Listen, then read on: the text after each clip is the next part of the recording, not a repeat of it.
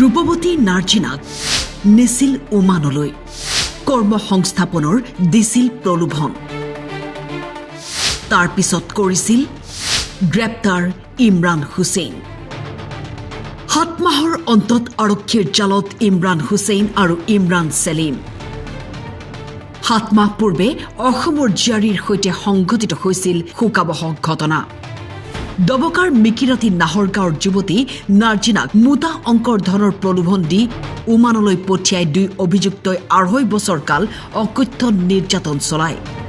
চলিত বৰ্ষৰ 13 মেত ওমানতে এক ৰহস্যজনক অৱস্থাত যুৱতীৰ মৃত্যু হোৱা বুলি খবৰ দিছিল পৰিয়ালক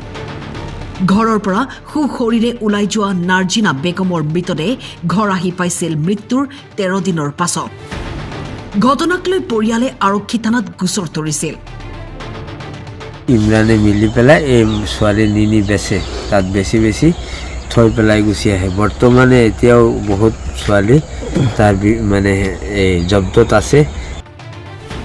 অৱশেষত দবকা আৰক্ষীৰ তদন্তত গ্ৰেপ্তাৰ হৈ ঘটনাৰ সৈতে জড়িত 2 অভিযুক্ত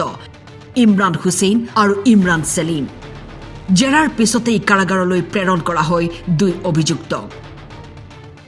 हाँ डबोकावत काली हमार केस नंबर 174/24 अंडर सेक्शन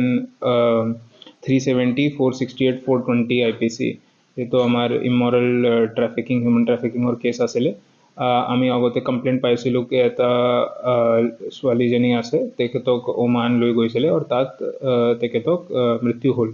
তো আমি কমপ্লেইন পোৱাৰ পিছত কেছ ৰেজিষ্টাৰ কৰিছোঁ তেখেতক যি প্ৰাইম অ্যাকিউজড আছিলে ইমৰান হুছেইন ৰেচিডেণ্ট অফ পদুমণি মৰাঝাৰ তেখেতক আমি কালি অৰেষ্ট কৰিছোঁ আৰু এতিয়া তদন্ত চলি আছে কোনে তেখেতক ওমান লৈ যাবৰ কাৰণে এইটো অ্যাকিউজড আছে डेफिनेटली ये तो এটা মানুহৰ কাম নহব আপুনি জানে তো ইন্টাৰনেশ্যনেল ট্ৰাভেল কৰাৰ কাৰণে তো বেছি মানুহৰ দৰকাৰ আছে তো আছে আমি এতিয়া টেকনিক্যাল সাৰ্ভেইলেন্স और টেকনিক্যাল ইনভেস্টিগেশন কৰি আছো কিবা কিবি WhatsApp গ্ৰুপে পাইছো তাত কোনে মেম্বাৰ আছে within the state outside the state আমি ইনভেস্টিগেশন কৰি আছো যোনে ৰেসপন্সিবল হ'ব তেখেতক আমি as per law action বৰ্তমানো মুকলি আকাশৰ তলত ঘূৰি ফুৰা মহিলা অভিযুক্তক গ্ৰেপ্তাৰৰ দাবী নাৰ্জিনাৰ পৰিয়ালৰ দবকাৰ পৰা শহীদুল আলমৰ ৰিপোৰ্ট টাইম 8